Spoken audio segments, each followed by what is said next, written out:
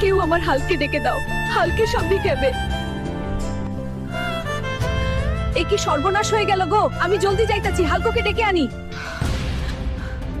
Hulk, জলদি বাড়ি চল, তোর মা খুব অসুস্থ। কি বলছো? হাল্ক, তাড়াতাড়ি চল, বাড়ি যেতে হবে, মাকে বাঁচাতেই হবে রে। আর একটু জোরে নাও।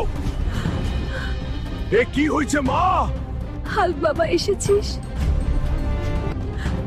কেউ আমাকে বলে দাও, আমি কি করলে আমার মা ঠিক হবে, জলদি বল। ওই হাল্ক, এভাবে কেঁদে সময় নষ্ট করিস না, জলদি হিমালয় পর্বতে যা। হিমালয় পর্বতেই তোর মায়ের চিকিৎসার ওষুধ রয়েছে, আমি এখনই যাইতেছি। দেখে যাস, অনেক ভয়ঙ্কর জায়গা, আমার মায়ের জন্য সব করতে পারবো।